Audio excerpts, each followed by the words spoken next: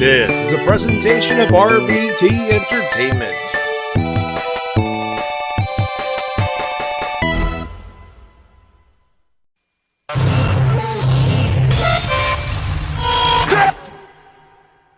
This isn't about the dead, it's about the living. It's about my mother. It's about my sister. It's about my wife. It's about the 14 years it took me to go from undesirable to ungoddamn deniable. You know, they say all men are created equal, but you look at me and you look at Small Joe, and you can see that statement is not true.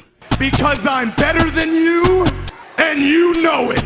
In the back, there are men and women, seasoned professionals, dues paid in full, gunning to be the best. I'll always light the way, and all you have to do is let me in. Oh, a little bit of the bubbly.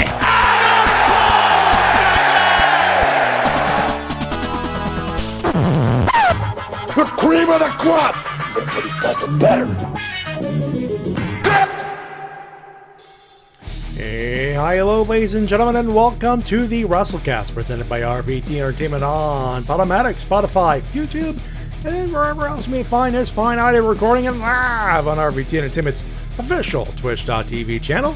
We talk about professional wrestling, both for the mainstream and the independent scene.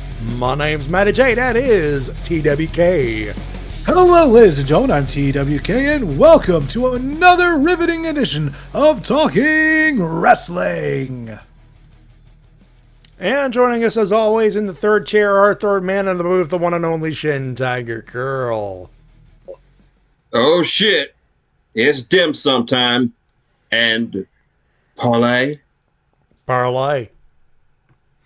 No need for the coin flip, though. It'll just get knocked off and hands might be broken. You know. Indeed. Okay, Rico's got a... Okay, time for Canada, Under the Bridge, and Texas in a hat. So obviously Canada, that's me. Texas in a hat, that's you, Shin. But Under the Bridge? Cause I troll, use your brain, you big dummy. Okay. For some reason, I thought we were making a Red Hot Chili Peppers reference. Yeah, you see, this is what happens when you get somebody from Toronto to host a podcast. Dave! Don't you start, T-Dub. Ottawa, dumbass. But the fan said that all Canadians Dumbass. from Toronto, like Chris Jericho. He's from Toronto. He's from Winnipeg, you idiot.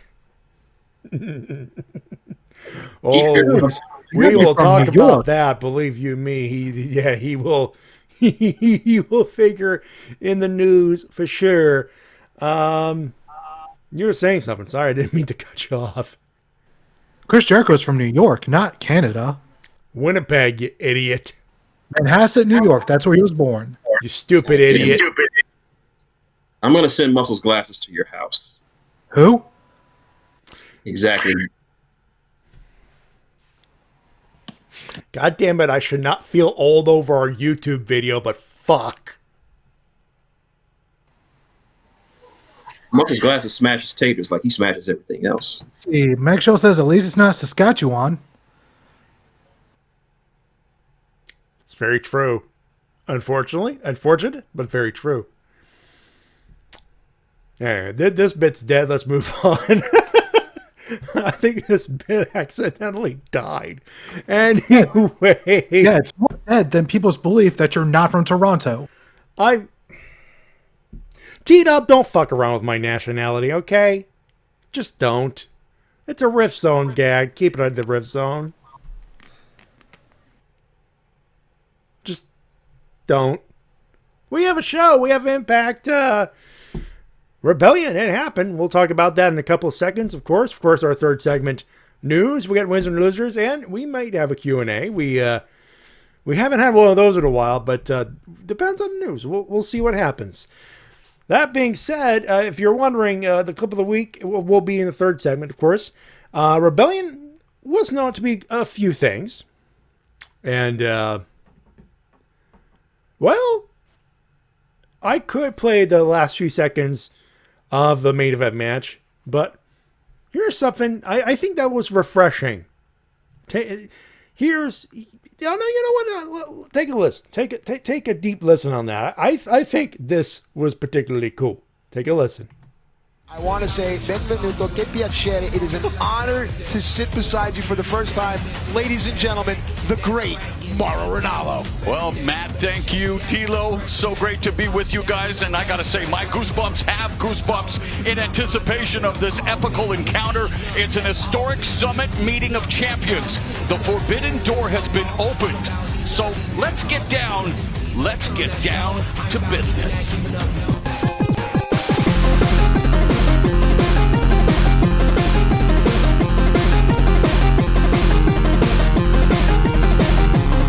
There you go, and obviously you hear the music of the AEW, AAA, and now Impact World Championship. And as T-Dub typed in the chat, the forbidden door has been shattered. Fuck that door. Well said. Don't fuck that door. Yeah, don't fuck that door. And for the love of God, Gallows, don't fuck that buck. Don't fuck that buck. Don't fuck that buck. Enrico, technically, he's Kenny Four Belts. Kenny Four Belts, because if you had the TNA title, which was absorbed but still acknowledged, long story short, he's got 4 belts now. But 3 championships recognized, 4 belts. If I'm Nick Aldis, I'm getting ready. I wouldn't fear it, but I'd be getting ready. Has there ever been a wrestler to win 3 recognized world titles simultaneously? Heavyweight titles? No. To my recollection, no. I think 2 off the top of my head, but not 3. He's going for that picture. Ultimo Dragon? Yep, the picture of all of the belts. And folks, he may very well do it. And you know what? No one's going to beat him until that happens. Nope. I'll tell you what, whoever they choose to beat him better be ready for the pop of the lifetime. But that's another story for another day. JC, I actually thinking about it, he thinks Blue Fez might have, but in the modern context, definitely not.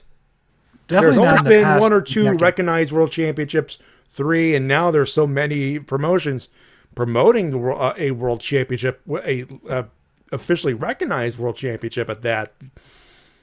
It's a possibility.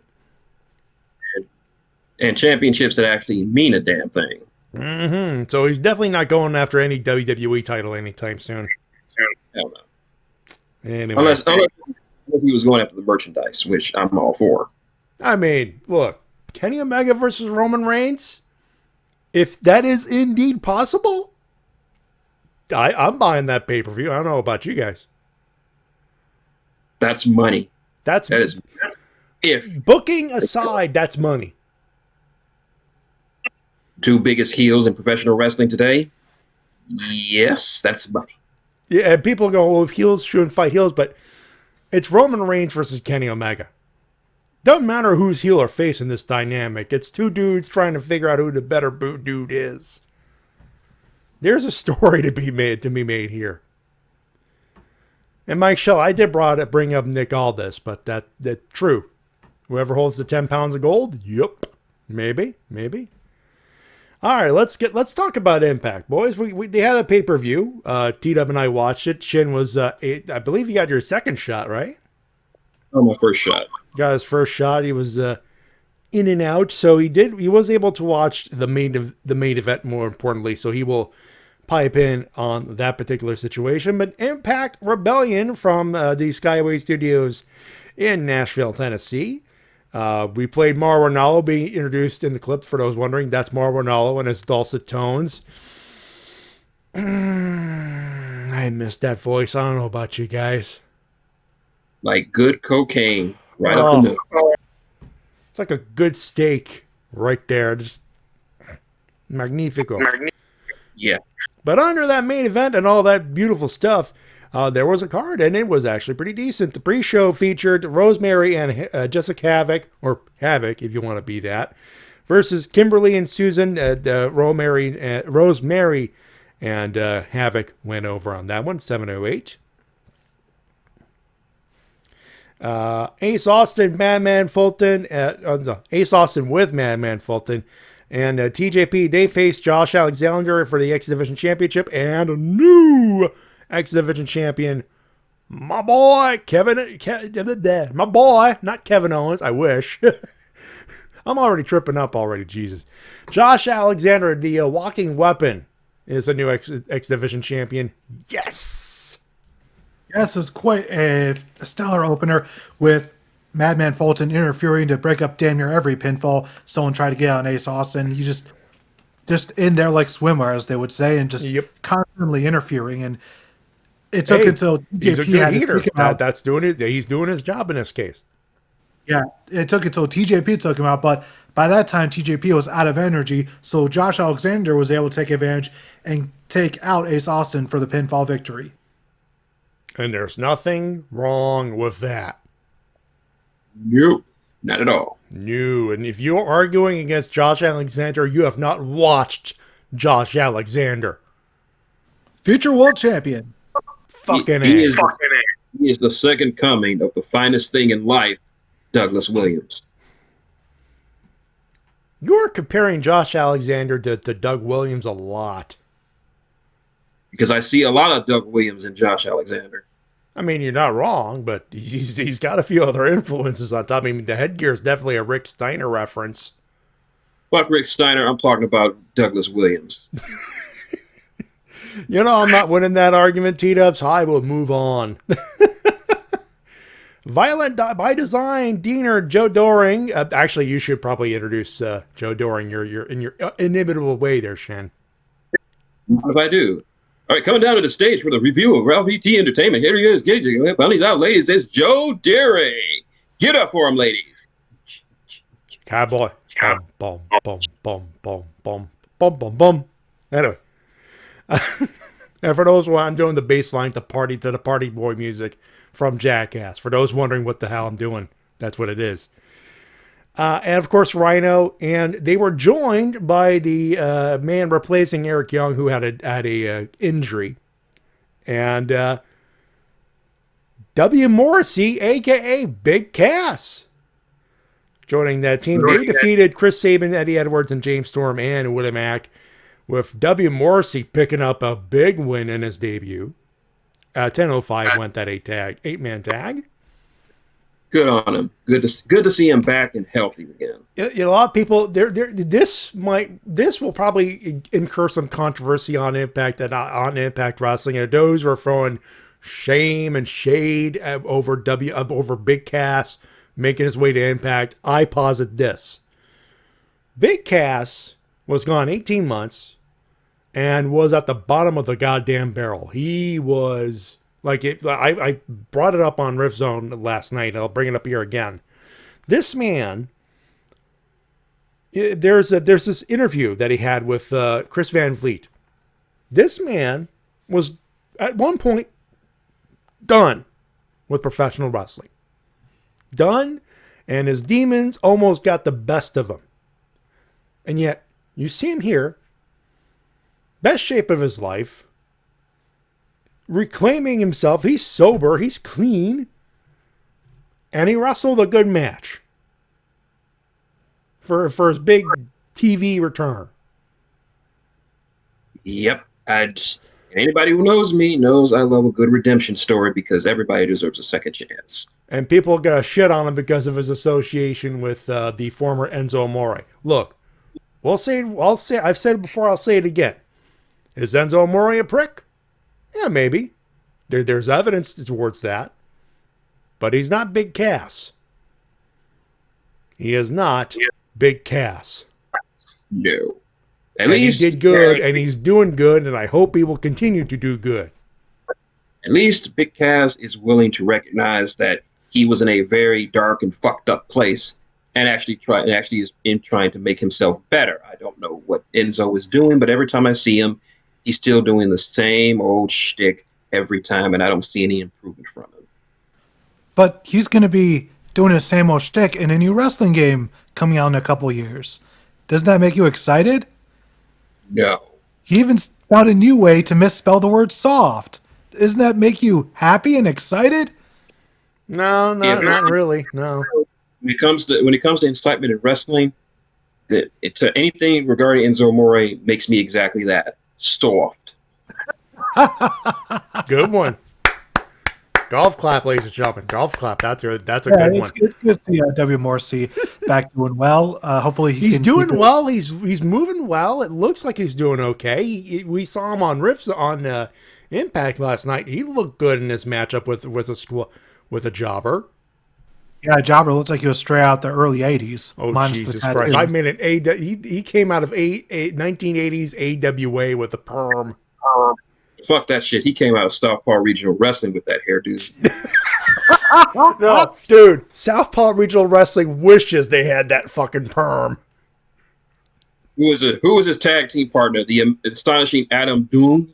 Ooh, oh, I like that. Jesus, that makes me want to watch season 3 of Southpaw. But that'll never happen. Moving on. This is, you know what, 9:45. Brian Myers over Matt Cardona, and it was a match. Yeah, it was a pretty good match. These guys had really nice intensity, and I honestly thought that Cardona was going to win, but I guess they were just saving that for this Thursday, so that way they could eventually have a rubber match sometime in the future. But Brian Myers won by doing dirty, because they had Cardona do an injury gimmick with his leg, and then Brian Myers like, okay, I'm gonna back off. Psych, beat the shit out of him, and then win. Pretty much. Brian Myers is a heel, and he wants to be a heel. And you know what? Fair enough. Fair balls to him. If there's a crowd, job done. Heat made. I expect nothing less from Big Boss. By the way, he's no longer Big Boss because he no longer has an eye patch. Yeah. More heel heat. Boo! Boo! Impact Knockouts Tag Team Championships was Fire and Flavor defending against Jordan Grace and Rachel Ellering. They had revealed Rachel Ellering last week, of course. And new tag team champs, Grace and Ellering, with the straps 920. Good for my future ex-wife beating those two nondescript white girls for the belts. I should also know that Jazz was a surprise manager for Grace and Ellering. Which I'm makes okay sense. with that. And overall, yeah, it was good stuff from this match. Nothing really to complain about. Oh, I need to read this. I just noticed that. JC, Enzo Amore will probably wind up collaborating with Soulja Boy on a, quote, console, unquote. And just like everything those two do, it'll be a flash in the pan and be eventually forgotten. And laughed at by the rest of us. Soulja Boy, we're coming out with a new Game Boy, but it's going to be our Game Boy with our own licensed games. Ain't that right, Soulja Boy? And here comes Reggie with the cease and desist. Boom. And now with the pay-per-view appearance of the No DQ shit fest, but not in a bad way, of course. Trey Miguel over Sammy Callahan in a last man standing match, 15-25. I was joking on the shit fest. It was something I noticed. Callahan's been doing a lot of no DQ hardcore stuff lately. That is his shtick, really. Pretty much. I get it, but it's like, is it just me, or that shit starting to get a little bit overplayed? Nope, it's fine. That's his thing, kind of like Mick Foley. Eventually, one's body breaks down enough to say, fuck that hardcore shit. I want to do regular wrestling now. I guess Callahan has not reached that breaking point yet, and he's and I would assume he's perfectly fine with this. You know what? Fair enough. This is just a nitpick because this was a great last man standing match, in fairness. Yeah, now one thing I will say is I really like the table spot with Trey Miguel where Sami yeah. Callihan essentially gave him the Homer Simpson on the fair Oh hydrant. yeah, punch, and he's like outstanding. He's outstanding at all.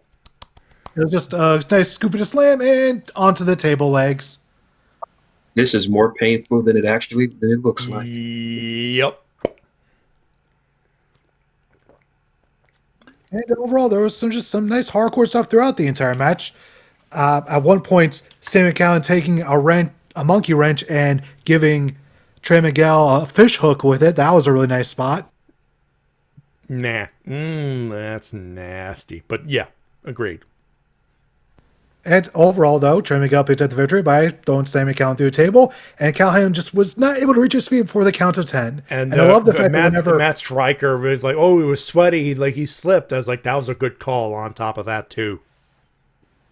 Indeed. And I do like that whenever Callihan loses, he sort of has a look in his face that he looks like he's just about to cry.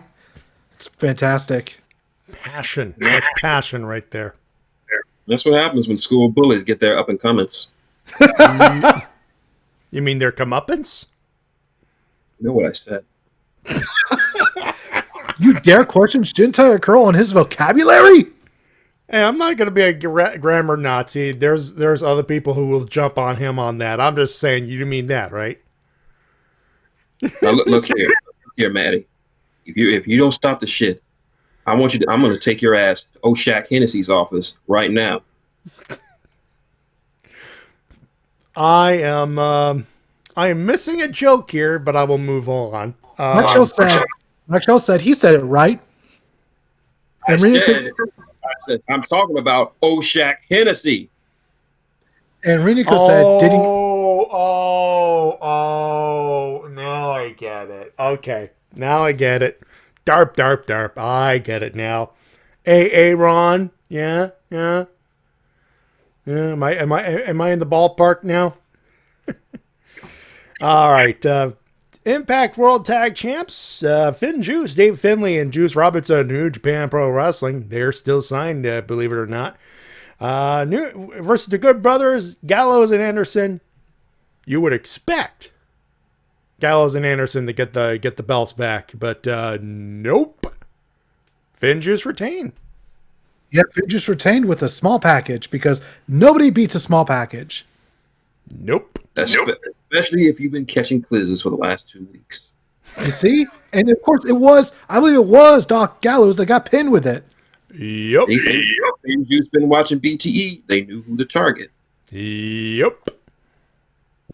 You see that's why they're the tag champs, because they're smart. They do their research. They watch the tapes. They do the scouting. They scout. Although I'm sure they regret watching the tapes featuring Doc Gallows and all of his eccentricities. Look, I'm just going to say this. That's what happens when you fuck that buck. All right? That's what happens. That's what happens, man. That's what happens. Shouldn't fuck that buck. Nope. Now, we're joking, but this was a good tag team match. It was standard, but it was good, and it delivered. So, you mean, there's, when that happens, there's nothing to add to it other than it just says thumbs up and don't fuck that buck, and that's about it, really.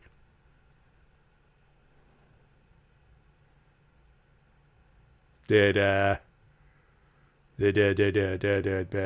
everybody around here? Or did they? Yep. Just wait on your cue for the next match. All right. Okay. Fair enough. Impact Knockouts Championship. Deanna Purrazzo defended against Tennille Dashwood with a kill with a K. It went. Deanna Purrazzo retained. Taylor White showed up. Wait. What? One thing to note is it was interesting to watch this match because Tennille was clearly playing a babyface, and even Caleb with a K was doing babyface-ish moves by taking out Kimberly and Susan, trying to get them off the apron to get them out of the match, trying to make the playing field a bit more even. No, he will never be a face. But he takes the pictures, and he has such a wonderful smile. Is that good enough for you? He is too tacky to be a face.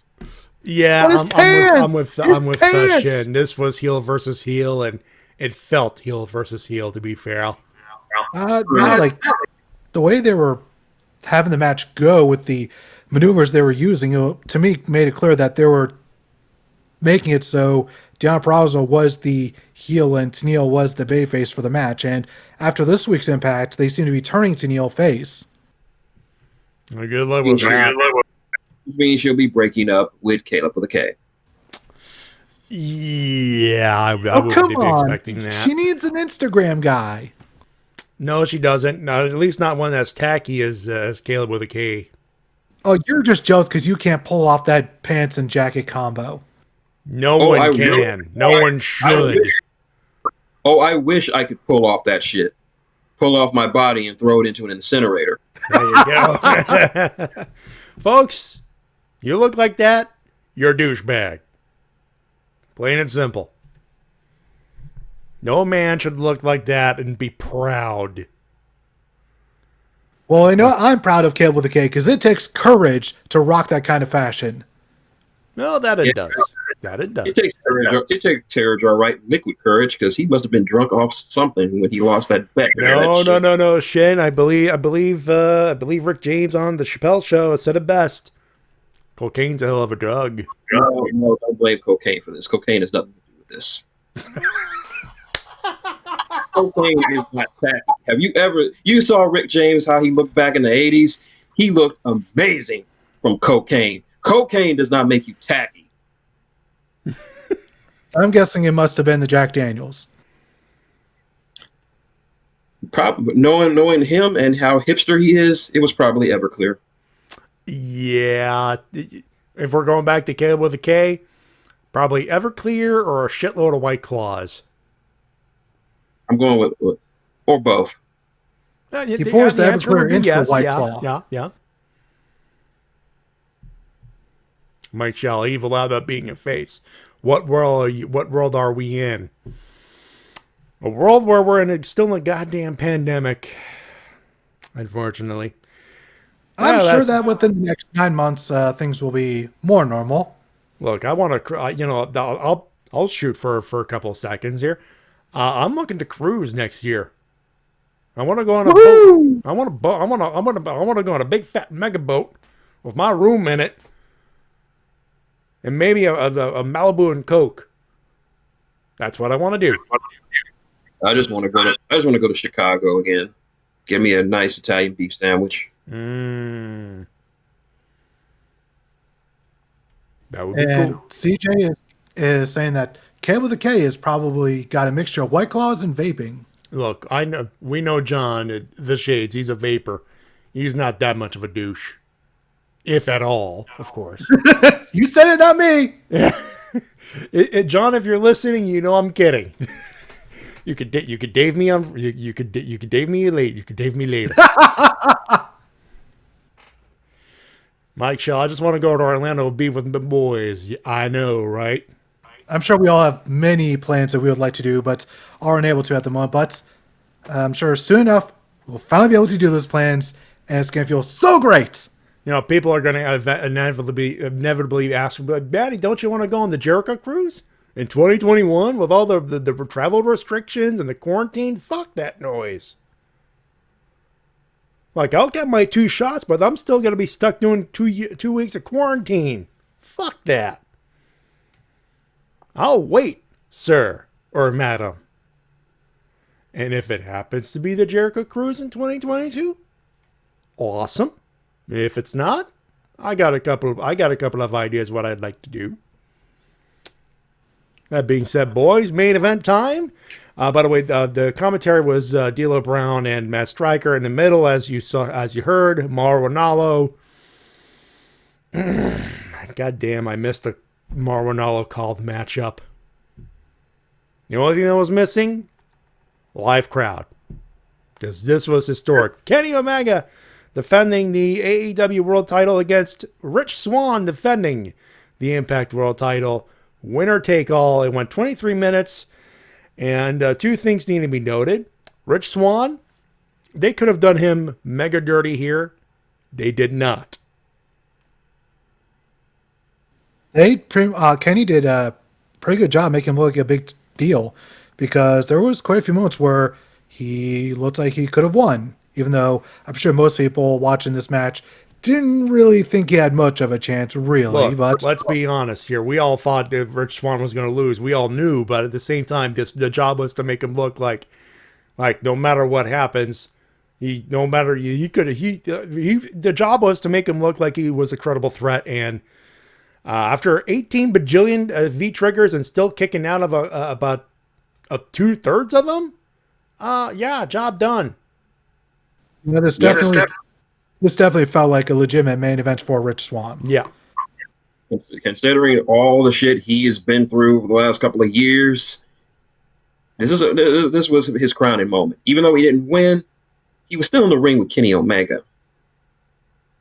I also like how, and make sure this was a big deal, they had 2 referees in the match. They had Brian Hebner for Impact, Aubrey Edwards for AEW, and in his corner, Rich Swann had Eddie Edwards and Willie Mack. Willie Mack, and of course, Omega had the Good Bros and Don Callis, of course. And Don Callis did personal ring announcer for Kenny Omega. Mm-hmm. Pulled the Paul Heyman there. No, they had to censor that on my end because they couldn't show sex acts on live pay-per-view like that. Oh, it wasn't censored on my end, I'll tell you that much. Come on, halfway through that shit, I was expecting Don Callis to drop to his knees and be like, bring it in, Kenny. Bring in that landing strip right into this hanger. Here he comes, the cock of the greatest wrestler of all time, Kenny. By This is a good reminder that's why we have the freaking disclaimer at the beginning of the show on the video portion of the program, ladies and gentlemen. We are not a good show. But I will say that I'm gonna might spark some controversy with this. I'm gonna say it right. D'Lo, Morrow, and Matt Striker, best commentary team I've ever seen. Who would have thunk it, huh? I wouldn't say the best. I think that maybe if there would have just been Morrow and D'Lo, it may have been better. Well, because it was just so balanced for me.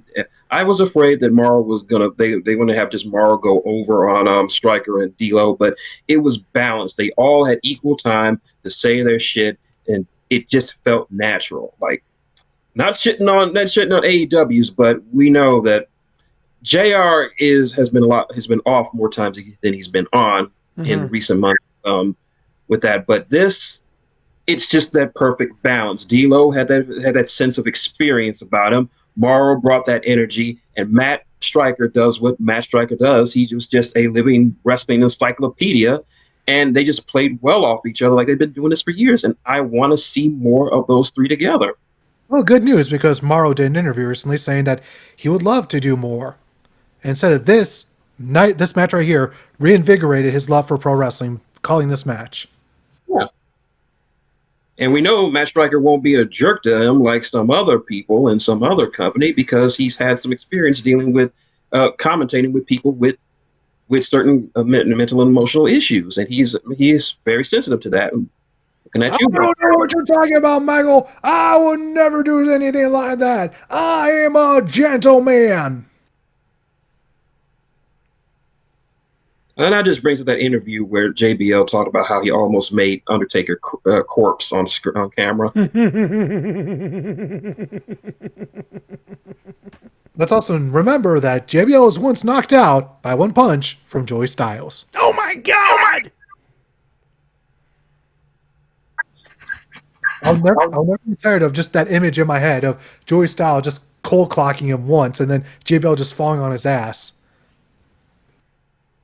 I just wish somebody would have recorded that. Me too. Anyways, yeah, this match was great. One of my favorite things about it was, at one point, Rich Swann goes for the flipping cutter onto Kenny, but Kenny pulls Brian Hebner in the way, so he takes it. And then Aubrey gets in the ring, and Kenny's like, oh, this is my chance to cheat. He takes a chair, and Aubrey's like, no, fuck that shit. She takes the chair away from him, and Kenny's like, oh, what the fuck? And I just love that, because, like, okay, they had the chance, like you said, Matty, that they could have fucked Rich Swann over and just made this a screw job match, but they didn't. They made this because she's Girl Hebner, not Earl Hebner.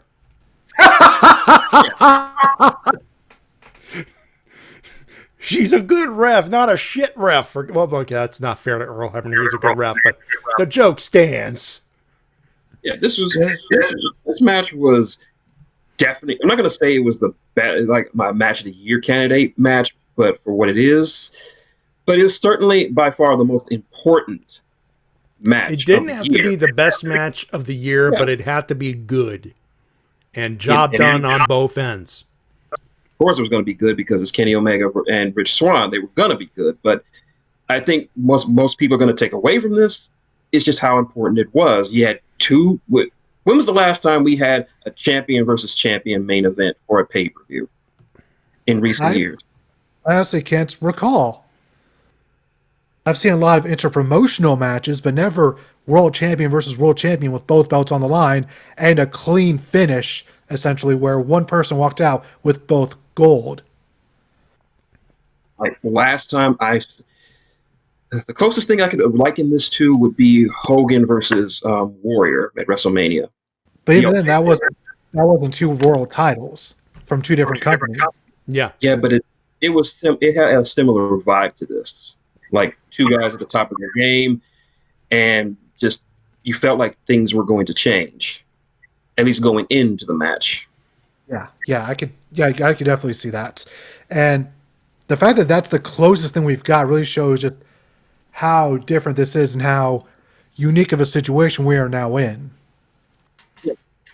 And considering that the open door has been smashed to smithereens, it really legitimately opens the door to other title for title matches and the possibilities, gentlemen.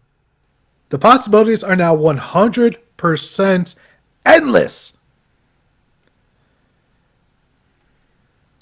Either way, good show, boys. Good show. I like it. Me too. Yeah, I don't know. Do we rate this? I'll give it a 3.5 out of 5. That's where I'm sitting. If we were really serious about it, 3.5 out of 5.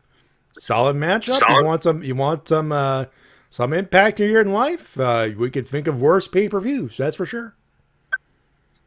I'm going to get also noted that, according to Dave Meltzer, this is the most successful Impact pay-per-view since they were on Spike TV.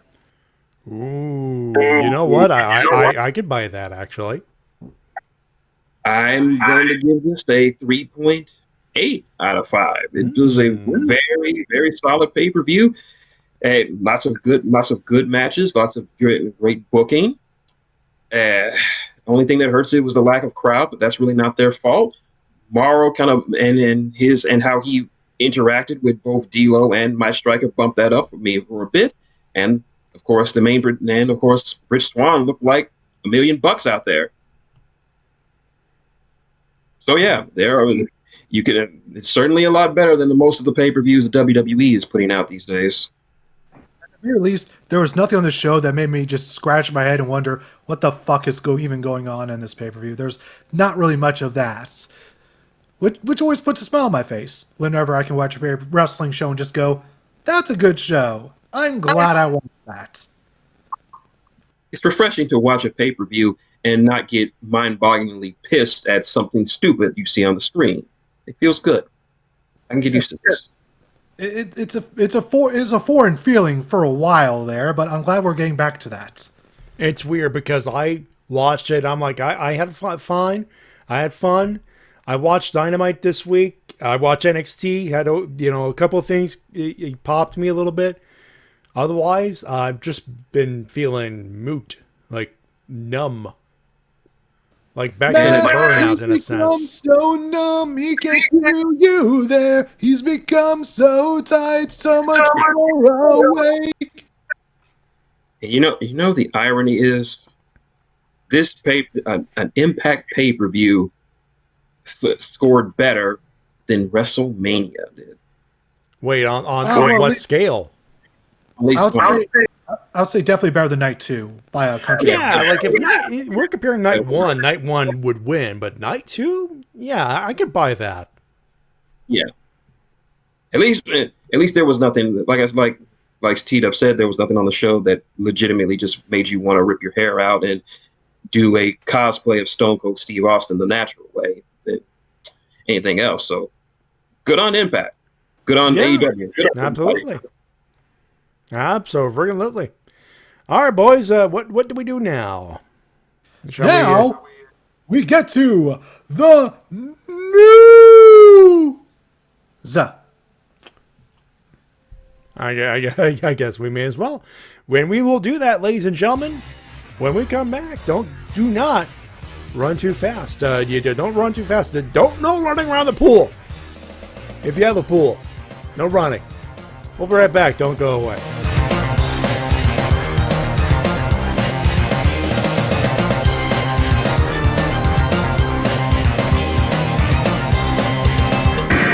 And now a word from our sponsors. Come on. Stupid thing. Fall. Hey, Jay. What's the problem here? Oh, hey, Becky. Candy bar is stuck. Can you help me out? Stuck, huh? Yeah, I think I can help you out. Hi, facilities. Yeah, we're gonna need some assistance on the 3rd floor vending machine. Thanks. There you go, buddy. Thanks, Becky. This is WMOB Mobile, 12 on your channel dial and 12 in the TV ratings. As a gentleman, I'd like to say something to you, Chris. What I would like to say is thank you. Yeah, and I know you've been waiting to hear me say those 2 words for an awfully long time. Hell, you want to hear those 2 words from everybody since the inception of this company, and you have every single right to feel that way, Chris, because without you, there is no AEW. You were the top guy. You were the draw. You were the bridge for the Laps fan to come over here and check out AEW. And all the while, you also managed to create the best group in professional wrestling known as the Inner Circle. I'll give it to you.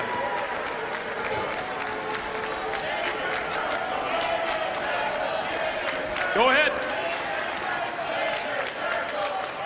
However, Chris, I can't imagine the pressure you must feel.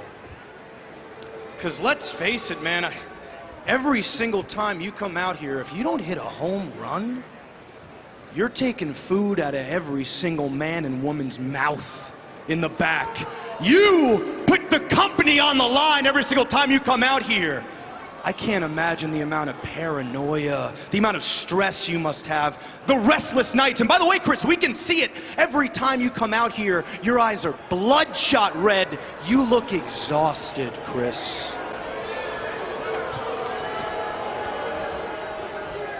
I guess it's true what they say, heavy lies the crown, but you don't have to worry anymore, Chris, because come next week at Blood and Guts, I'm gonna do the humane thing for you. I'm gonna do you a solid.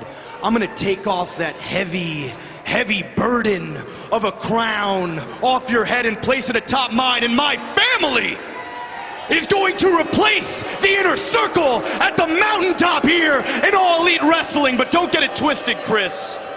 I appreciate everything you've done for this company, and that's precisely why when Blood and Guts is all said and done, and I am looking down upon your scarred up, mangled, lifeless body, I will once again utter the 2 words, thank you.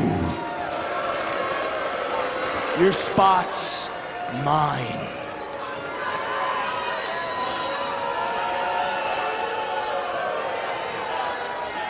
You self-righteous, self-gratifying little prick. How dare you be so entitled to think that you can have somebody's spot just because you want it? That you can inherit a spot like you inherited the trust fund that your mommy and daddy gave you when you were 18 years old. Or maybe you think you can absorb a spot via osmosis. Or maybe it's a big Tetris game that as soon as Jericho goes left, MJF slides right in. It doesn't work that way. You want a spot? You gotta earn it. You said last week that at 25 years old, I was curtain jerking in WCW. And you're damn right I was. And damn proud of it, because that's what led me to where I am today. But what you didn't mention is that 25 years old, I'd already headlined arenas around the world, in Japan and Mexico and Germany, and that's another reason why I'm here today, because that's where I learned respect. That's where I got experience and life lessons, and that's where I earned the reputation that put me at the top of this game.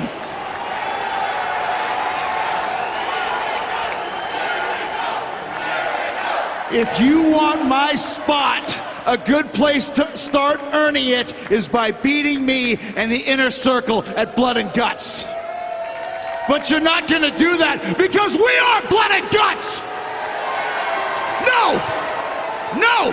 No, no, no, no, no! You're not cutting my promo off! We are Blood and Guts! And you want to talk about a family? This is a family! How long have you known these jackoffs for? 3 months? This family has been part of AEW since day one! This man had my back when I was threatened assassination in Abu Dhabi in 2012! These lapdogs are a pack of wild animals that have torn and clawed their way to the top of AEW, and I owe them for that! This man right here, I brought him personally to the inner circle, and because of you, he quit. And that's not gonna happen again. You are not gonna get in the middle of the inner circle, and you're not gonna beat us at Blood and Guts. You won't make us submit, and you're gonna have to kill us to make us surrender. You are going to have to kill us to make us surrender.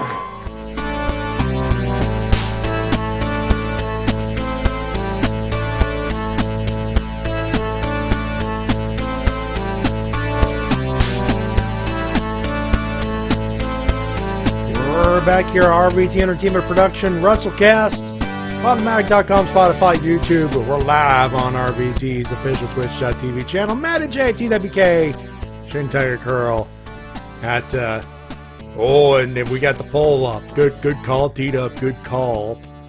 Poll in the general chat in our Twitch channel. Who's winning at Blood and Guts right now? People on our chat, 60%. Inner Circle. Over, I know, actually it's 50-50 now between the pineapple and the inner circumcision? No, I'm not going to fuck up. Pineapple. The pinnacle painful. Versus this inner circle.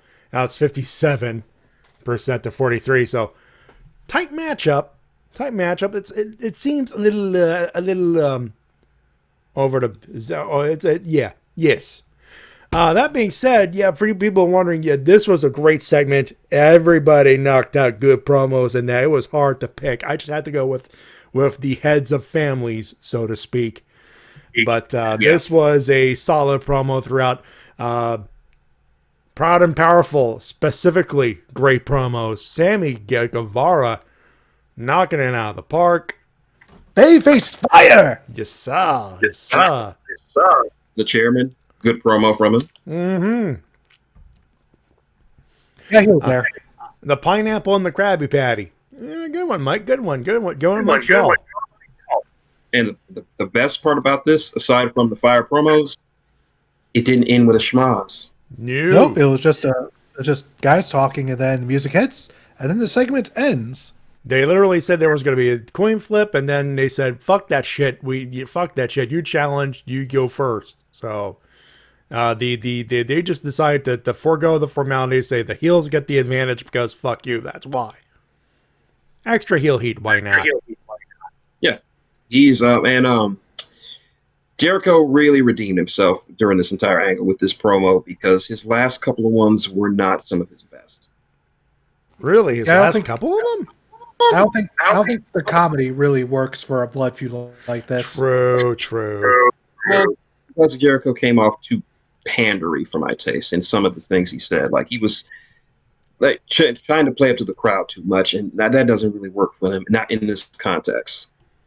This is fair. This is a blood feud. It needed to be intense, and this is where and this was the Jericho I wanted to see. This is the intense. I don't give a fuck. I'm gonna mess you up, Jericho, that we've all come to know and love.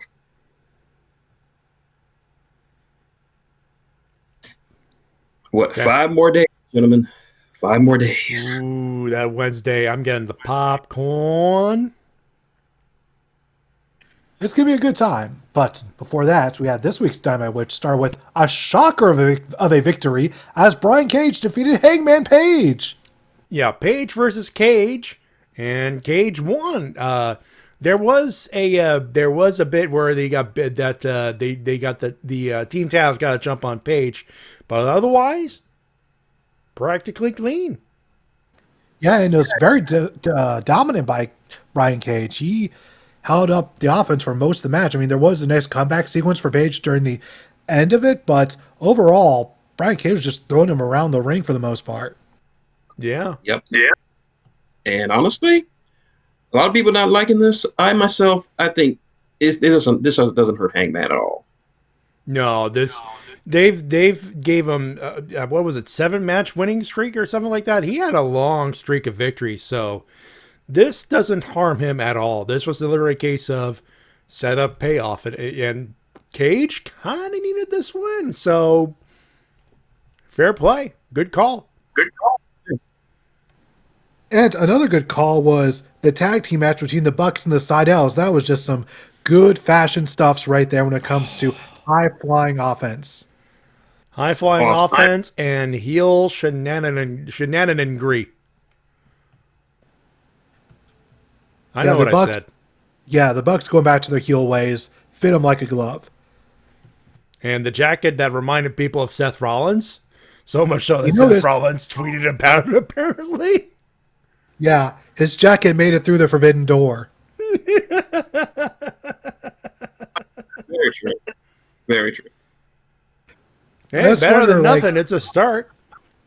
I just have to wonder, like, who are they going to homage next then? Are they going to start wearing Roman Reigns' old vests? Oh, Jesus Christ. That happens. We're all laughing.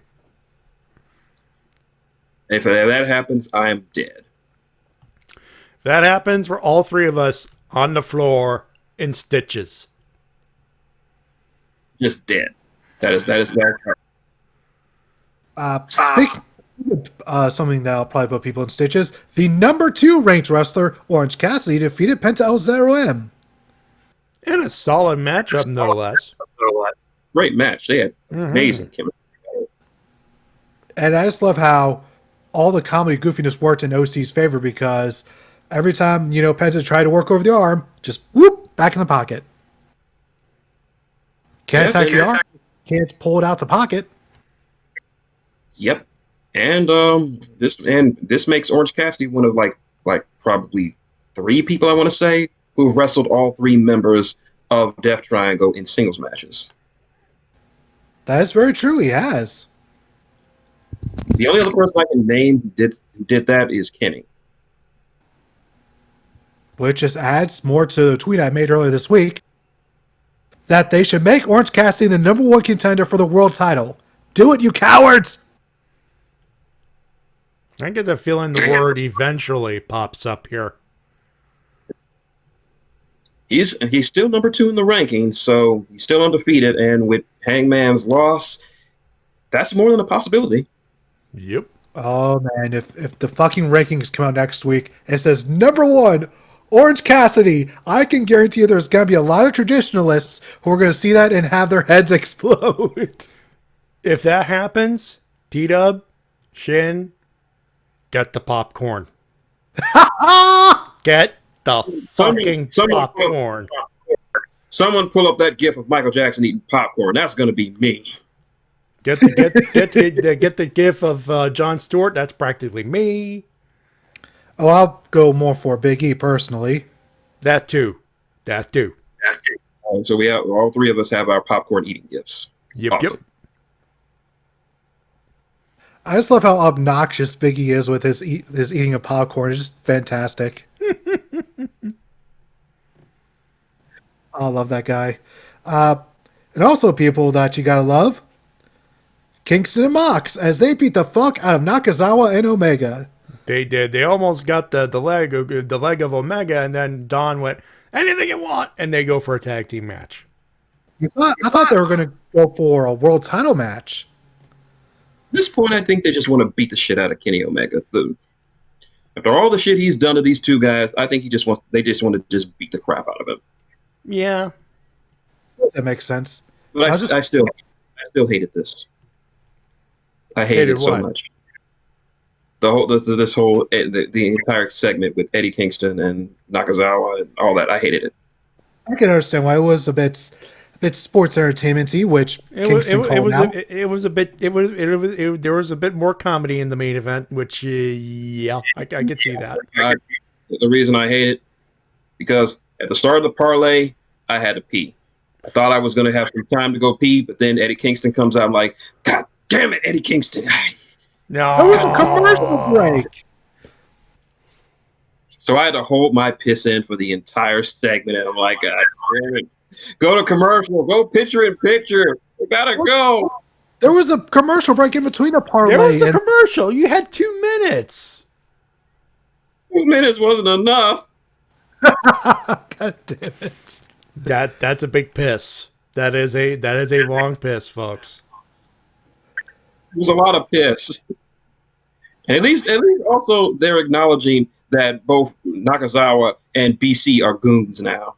Yep, they basically are.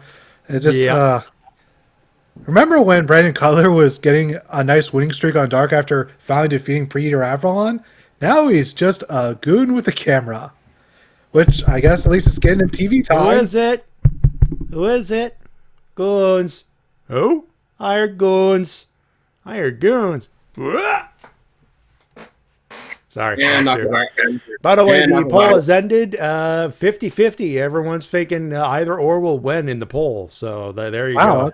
That's pretty close. I thought one was actually going to win. Wow. It is very close. I'm very conflicted myself because this is not a pinfall match. People need to know this. This is not the NXT style. This is old school war games. Cage on top, submission or surrender after everyone's in the ring. This can only end by someone submitting.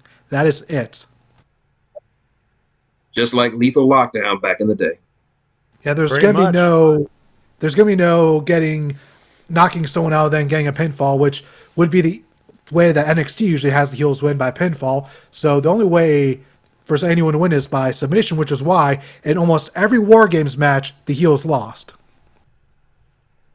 Pretty much.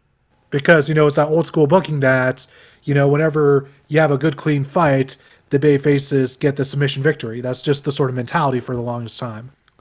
All right, a little bit of an update for those wondering if you're watching SmackDown or not watching SmackDown. Either way, whatever you want to do. Roman Reigns over Daniel Bryan passed out after 27 minutes. So yeah. Na na na na na na na na. Hey, goodbye. Oh, it's Daniel Bryan, dude. Why are you going savage on him? Well, I'll go savage on him now. Na na na na na na na na. He goodbye. Yeah. Yep, and we all know where he's heading. He's heading to NXT. Oh, we fucking wish. We fucking wish. No, he pulled another Dewey Cox. He's going to Raw. He interrupted Stone Cold while he was interviewing Jericho. Walks in there when he's at the inner circle. What you guys doing in here? We're in AEW, Daniel. Get out of here. You don't want none of this shit. Well, I hope I get to work with a lot of great wrestlers. We got the best wrestlers on the planet. Well, I hope I have enough time to spend with my wife. You'll spend all the time with your wife. Well, at least I hope my boss isn't like a jerk like this. But man, Tony Khan's the best fucking boss in the business. Get out of here, Daniel. You don't want none of this shit. I don't know, Chris. I think I want some of that shit.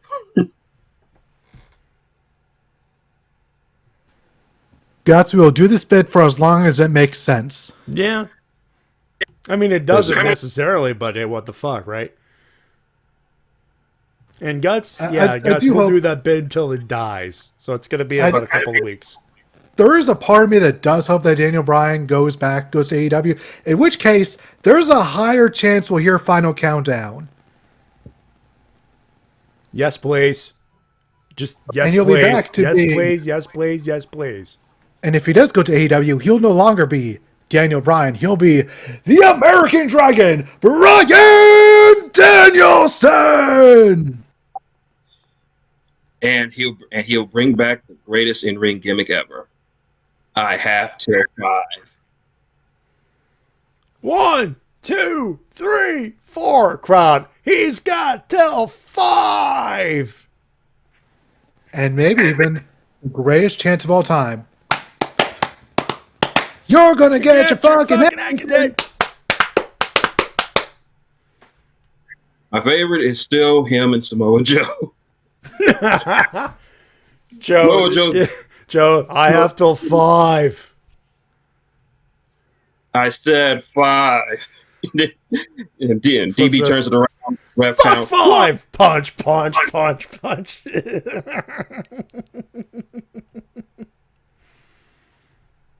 Now, for the record, I believe Bryan still has a little bit of time left in his contract, so he might just wind up showing up on Raw.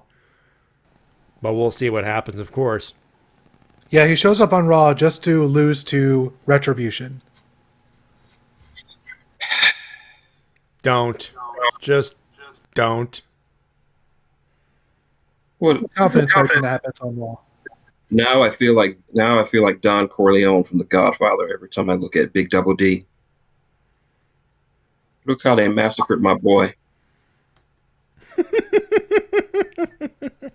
Well, speaking of getting massacred, Chris Statlander massacred Penelope Ford in a relatively good match. Statlander's coming up. Yeah, I think what they're planning on doing here is putting the belt on Britt Baker and building Statlander up to being the first challenger for her. I can see this being the best feud in the entire division. Possibly. And speaking of things that are also happening, Miro forgave Kip afterwards. After Kip was walking in the locker room, he brought the camera in with him. For those, actually, let's set this up. Miro forgave Kip. They went backstage, and then Kip walked in, and Miro said hello, and he forgave him. And if you define and you forgiven, and of course by forgave Kip, Miro. By Miro beat the living shit out of Kip. Like, it wasn't even funny. Jesus Christ. Just, slammed his head into a wall a few times, and then might have broken the arm, maybe. Like, Just a little bit. Just a little bit. Just aside from that, it was very civil. If because of this whole thing, now I'm looking back more favorably upon his partnership with Kip. Since it led to this barely hinged, damn near psychotic Miro. I told everyone that it was all building towards this moment. I told people for months, but no one believed me. Look, it's going to end up with Miro being the TNT champion. More likely than not, yes. He is going to destroy Darby Allin. And it's going to be very Brody Lee-esque, I feel, for that destruction. It's going to be unpleasant. It's going to be uncomfortable. It's going to be painful, and I'm here for it. Yeah, he's going to look at Sting. He's like, what is that emo face man daddy doing here? Boom! Kick to the face. Yeah. Darby's going to be like, what the fuck? And then Miro gets back in the ring. Boom! Kick to the face. And then just beats the shit out of him over and over again. Until he finally locks in the camel clutch. Darby passes out. And he just keeps it in, and picks him up. One more kick to the face for a good measure. New TNT champion. And it's going to be an absolute massacre. My take on it, I think, for my opinion, I think just have him beat the shit out of Darby Allin and get a ref stoppage. Yeah, most definitely. Not him tapping out or pinning. Just have Miro just unleash on Darby Allin, and Darby's going to sell all of his offense like death. Oh, he will. He will be tossed around and go, all right, toss me over here. It'll look painful. It won't hurt too much. And Miro will go, are you sure? Yeah, it's going to be fun.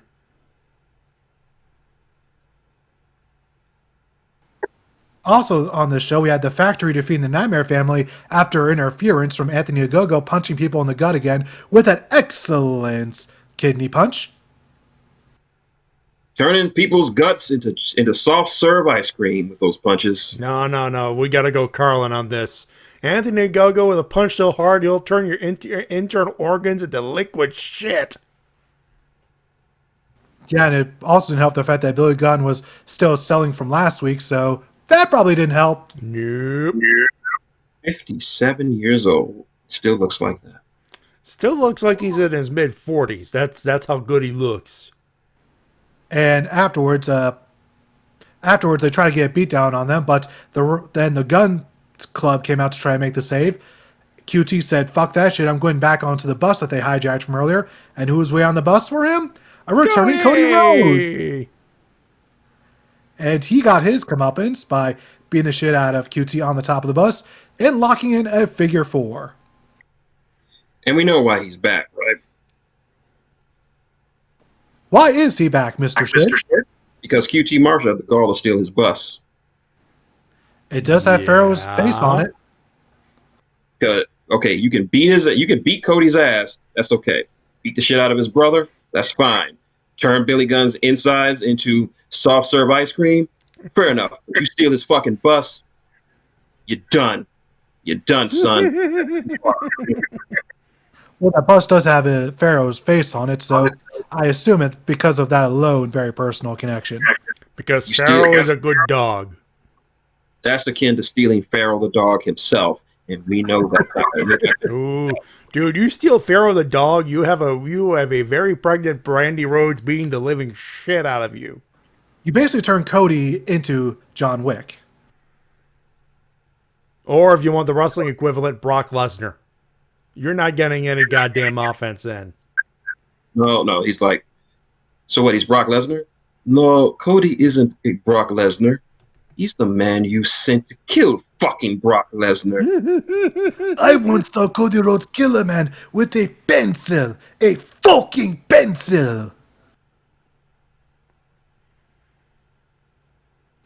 And speaking of things people probably going to die, in less than 2 weeks, we are getting for the IWGP United States Championship, Jon Moxley defending against the man he challenged just a few weeks ago on AEW Dynamite's Yuji Nagata. And that's on Dynamite. Not on the thing. Not on the app. Fucking TNT television.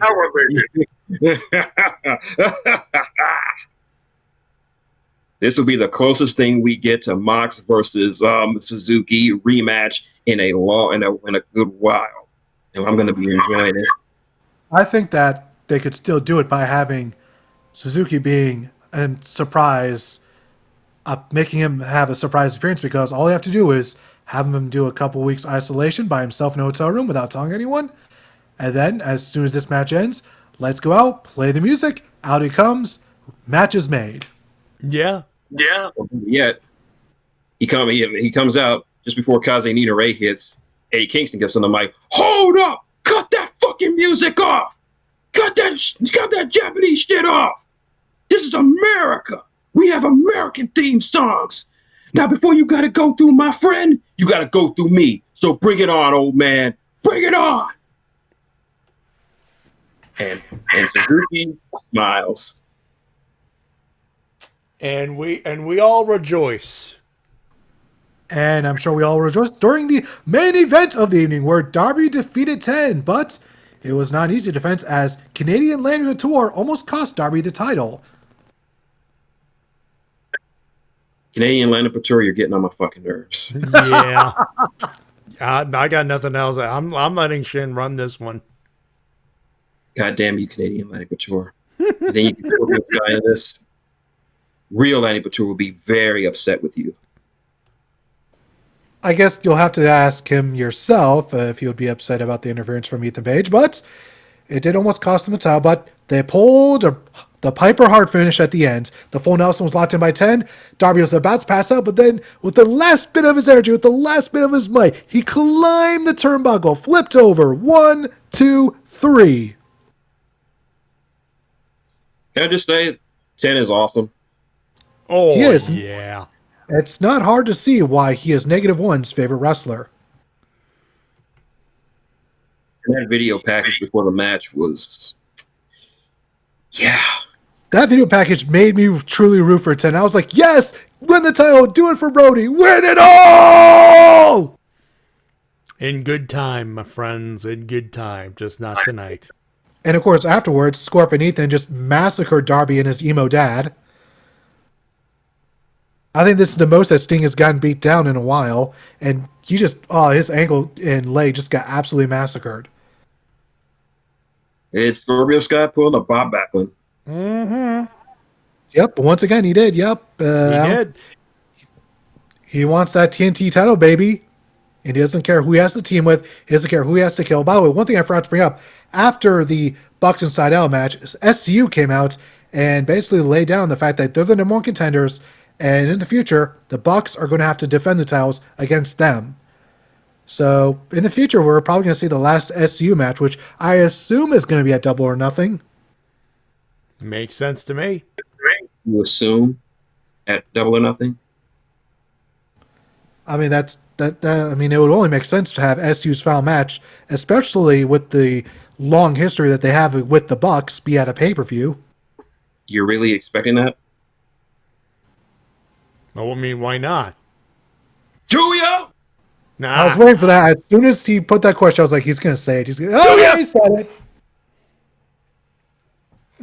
That one's for you, Easy. Moving on to some other news. Mickie James did an interview with the podcast recently, and she put out some very interesting information, like the fact that she tried to get an all-women's branded show for WWE following Evolution, but according to at least one WWE official, Evolution was apparently WWE's worst-rated pay-per-view. Bullshit. December to December is worse. Poor hockey.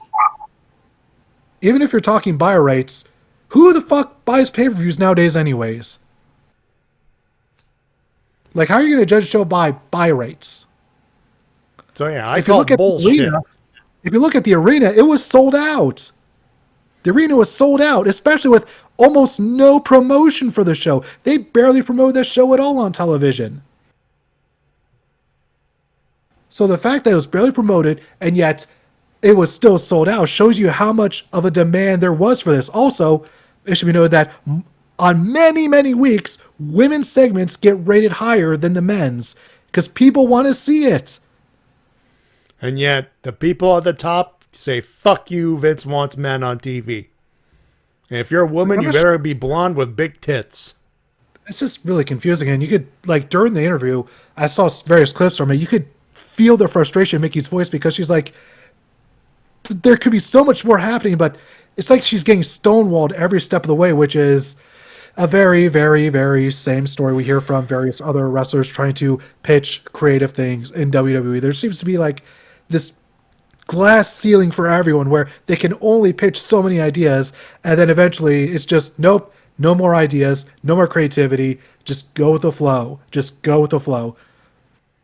Go with the flow of diarrhea going through WWE's creative team. Someone else who was not happy is Carmella, who was more than happy to team with Billie Kay recently because Carmella was apparently done with the whole sexy bullshit. She's like, yeah, that was fun. She just wanted to go back to comedy. Yeah. She just wanted to do something else other than being a bitch. Yeah, and she was apparently really looking forward to team with Billie Kay in the future. And then, of course, she and Pain get released, and she's like, well, fuck.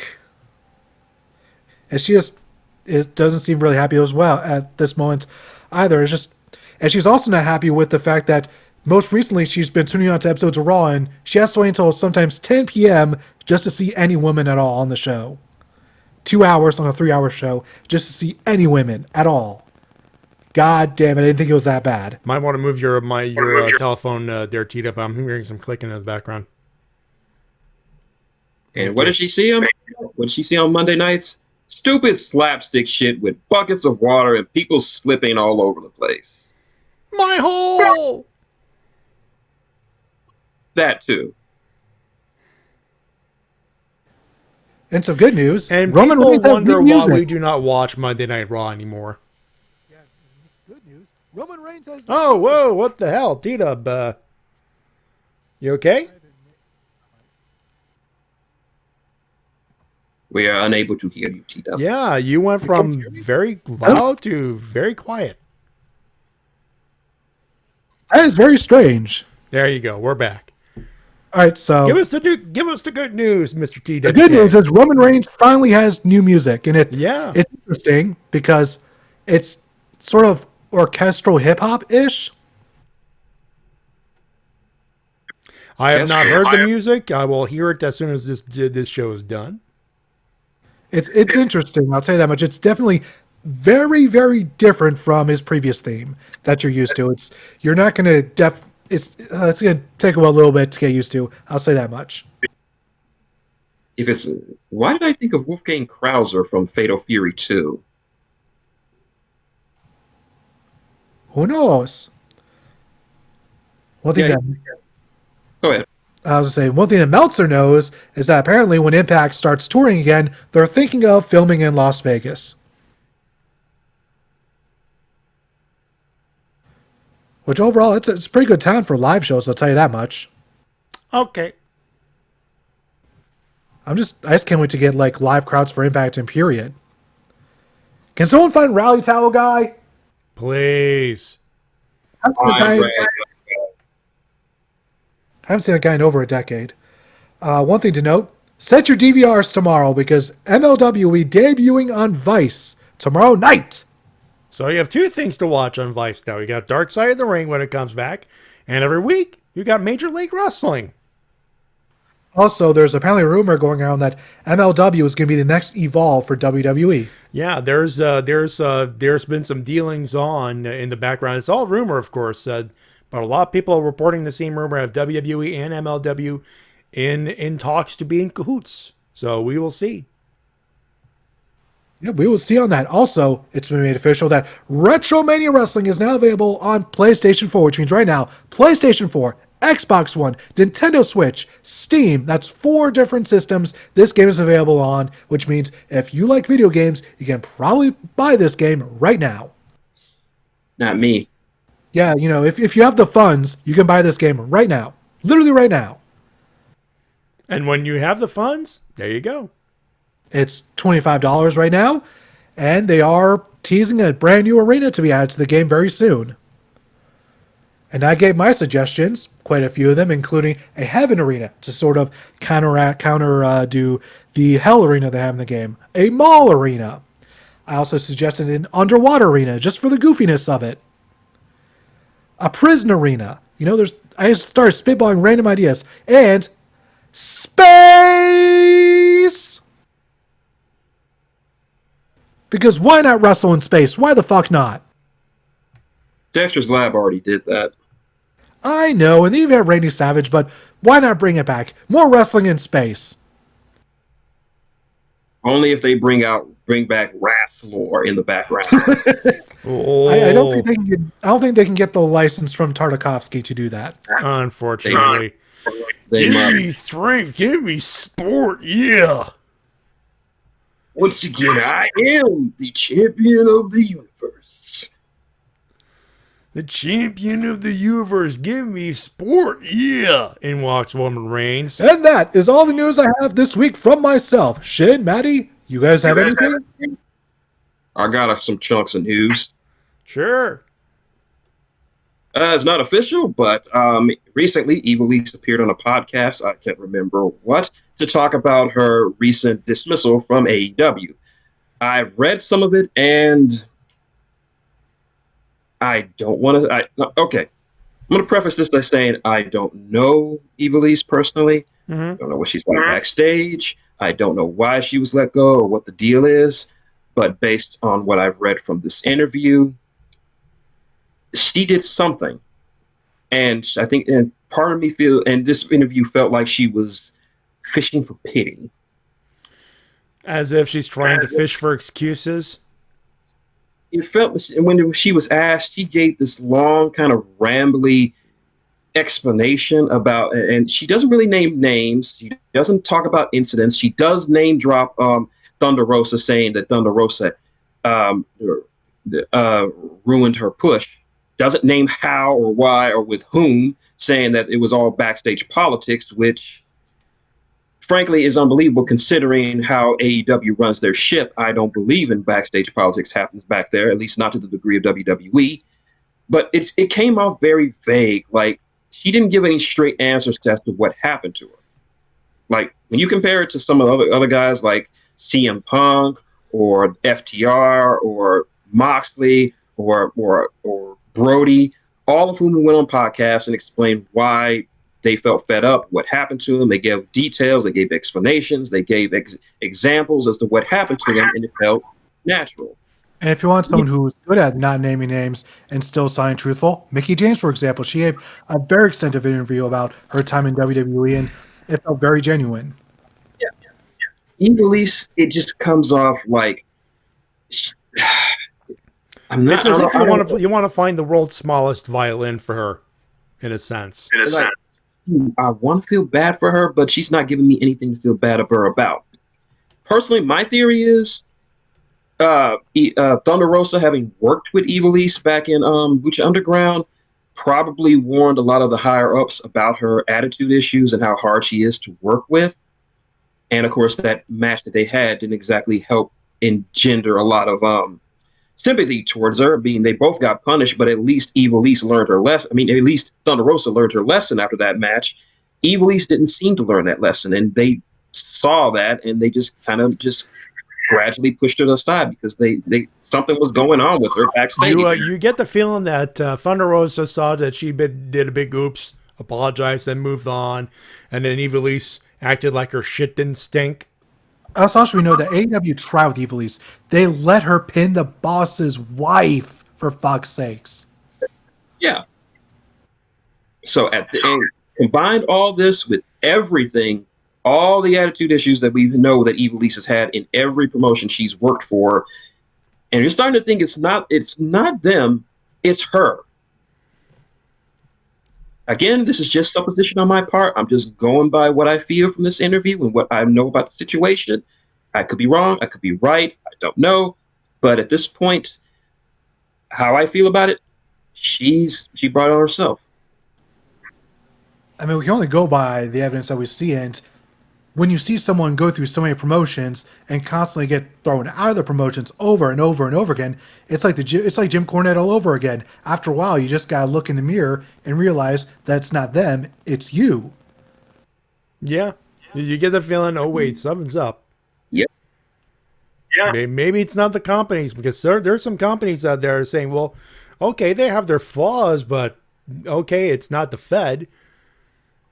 It's like maybe Ivelisse needs therapy. I don't know. I can only speculate with what I know. Yeah, like we all can. Yeah, that's what else you got, Shin? In they have announced he will be. Nope. Just give me a second, boys. Something's up. You do. Hello. There we go. Okay, I hear you. But I think we lost Chin in the derpage. Yeah. A second, boy. Oh, there we go. I think it's catching up on his end now. There we go. Try it again. Check 1, 2, 3.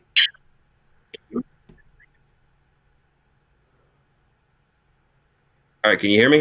There we go. I think your internet derped a little bit there. Which happens. It derps on my end as well.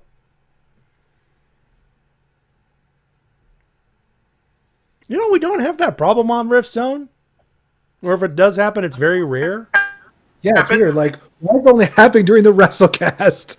Like, I swear to God, there's nothing wrong with my internet, and we've proven it last night. Yes, there is some issues, but it's not, you know. And the weird thing is, well, you know, when we watch Impact, that's a longer stream than this. Usually. I mean, that's a 2-hour show. This is generally like 90 plus minutes. It is weird. You know, what's going on here?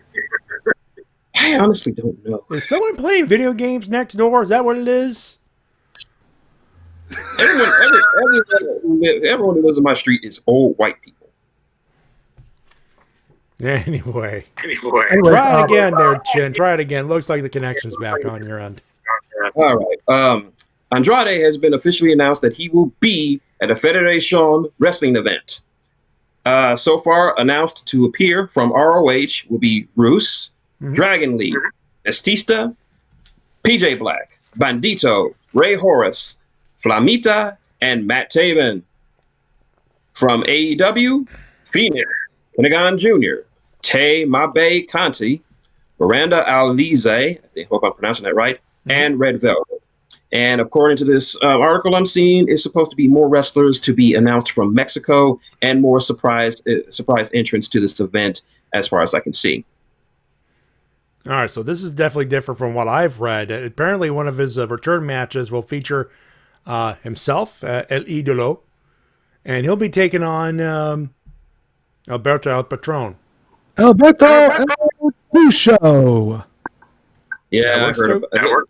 This is just an event that he will be at. It's not his first actual appearance. He'll just be there. Yeah. Not sure if he'll be in action, but he'll be around some pretty stellar talent. And he'll be wondering if Alberto even shows up because he has a long history of no-showing events. And nothing of value will be lost. Nope. And if it happens, I will be pushing that goddamn button. He has not done a no-show, so we wait for that. Yes. Let's see. In other news, it's been reported by SC Scoops that Tessa Blanchard and Daga have been in intense negotiations with AEW for the past month. And a source reports that it's all but a formality until the two are officially signed with AEW. This is a rumor, so we will see what happens. I am firmly in the camp of I will believe it when I see it. Attitude issues aside, if they can somehow pull this off, this would be a massive get for AEW. It would. Daga's a solid worker, and Tessa Blanchard is a big get for their women's division. Daga more than Tessa. Daga more than Tessa, obviously. I'm just saying on name value, not on reputation aside. Obviously, pushing reputation aside, just on paper, it's a big deal. It is a big deal, but right now it is a rumor. Yep. But all right, in what's not a rumor, Ryback released another poll. And guess what the fuck happened again? And apparently... Say it. Apparently, this is the tweet, quote, "Due to fraudulent votes from the last poll, we had to redo where do you want to see Ryback return. This has nothing to do with FMN nutrition and is the official vote. It can greatly impact my future, so don't vote retire." In a staggering 67.3%, they voted retire.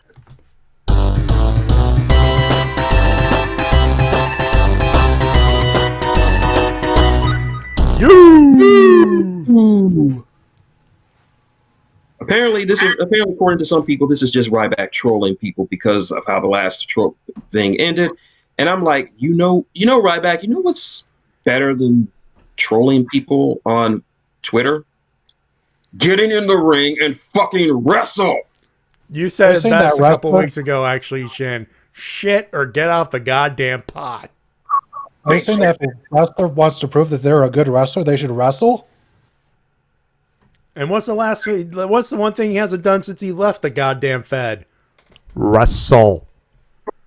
He's done podcasts. He's done podcasts shooting on the WWE, which is one of the options for him to go back to.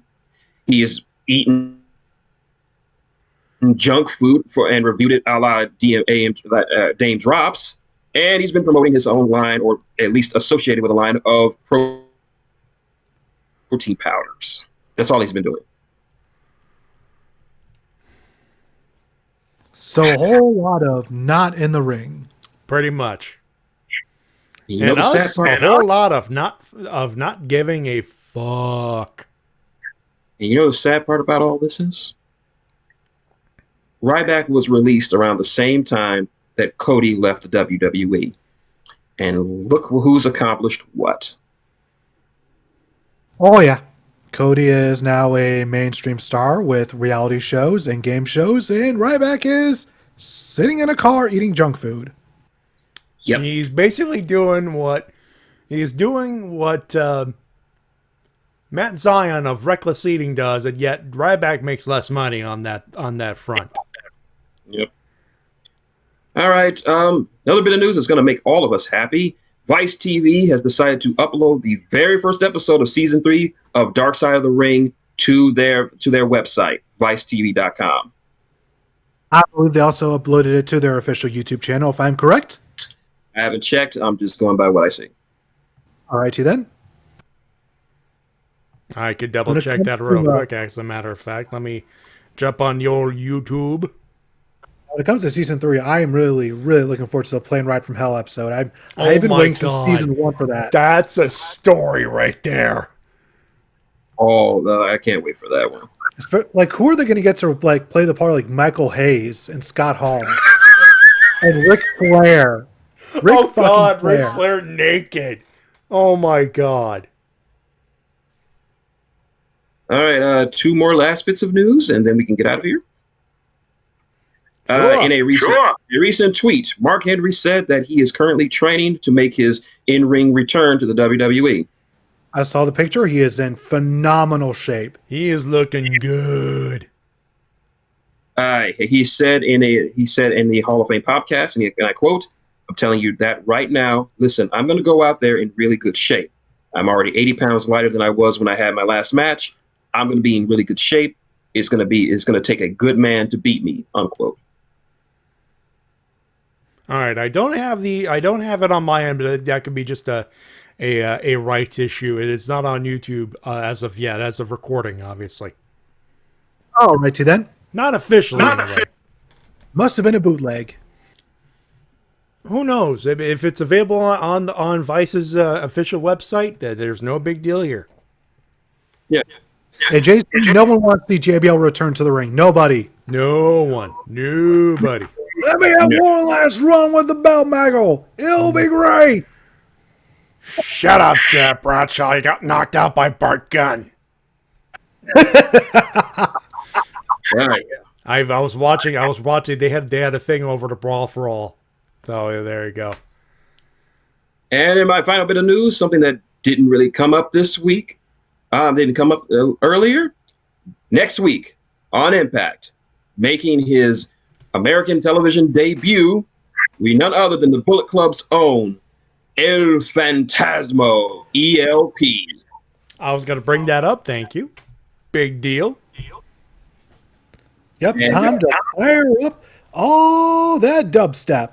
Yep. And he actually made a list on Twitter of the number of the people he wanted to have matches with. It would be boss to see him in the X Division with people like Josh Alexander. TJP comes to mind again. Oh yeah. It's going to be good stuff. Good stuff. Oh yeah.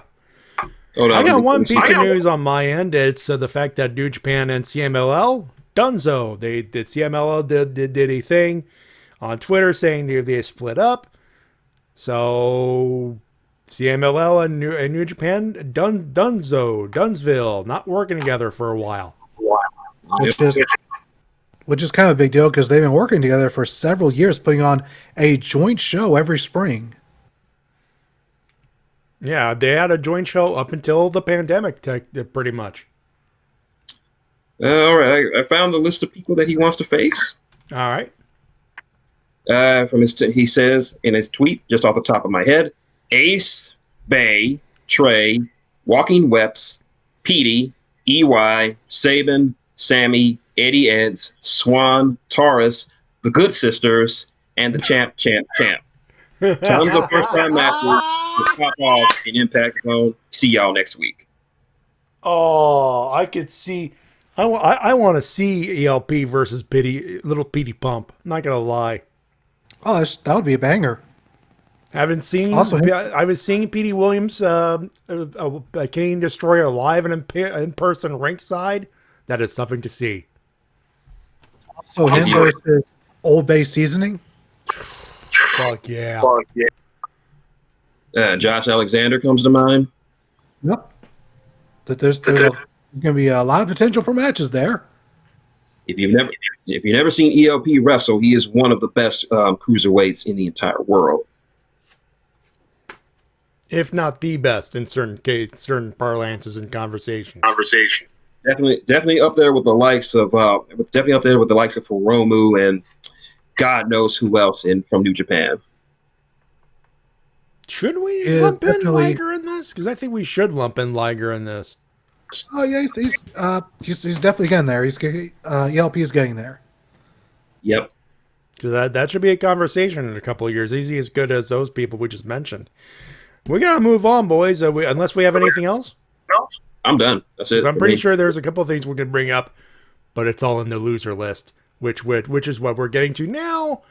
And Shin, I know there's a D cell. Let's start there. Oh yeah, time to throw in a good D cell battery, and I'm gonna give this one to Raw, but specifically to Adnan Vert. I get the distinct impression based on what he did and what he said this week on Raw that WWE is trying to turn him into a new version of their own version of Mauro Ranallo. I mean, why would you quote one of the most famous movies of all time out of context for Braun Strowman running around the ring? Like, I'm trying to give this guy the benefit of the doubt, but unfortunately, he sucks. He should not be commentating on Raw. They should have put him somewhere else, like 205 Live or Main Event or some other smaller show where he could cut his teeth, but not on one of your main shows. No, and not on the flagship show, the show that's supposed to be where the most polished people go to showcase themselves to the world. Yeah, when you have Corey Graves constantly correcting you, and you're making stupid pop culture references that don't make a lick of sense, I can see he's trying, but it's just not working for me. It's just not working. Those who are wondering why this happened, this is apparently a Nick Khan move. Yeah. This is Nick Khan, the new president honcho that's under Vince, trying to switch out the people from the people and all that stuff. Hey, Mr. Khan, if you want to switch out anyone, there's one person you should switch out. They'll make you the biggest babyface in WWE history, and that is Kevin Dunn. You switch him out, you'll probably get cheers as far as the ear can hear. No, you got to switch out Bruce Pritchard. Take him out. Him too, yeah. But that's a Vince move. Somebody needs to do that. But as my other losers, Raw it sucks. We already know this, but I'm just saying it extra sucked this week. NXT, because it is frankly a chore to get through. It is so damn boring. There's some good matches on there. I just don't care. Even when I can watch it, it's boring. Save for the potential feud, the growing feud between Cameron Grimes,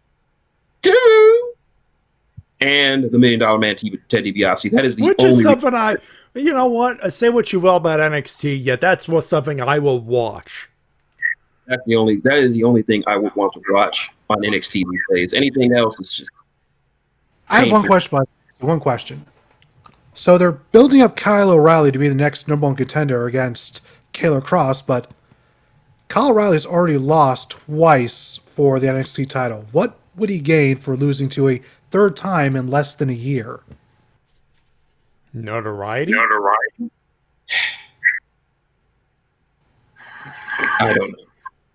don't know.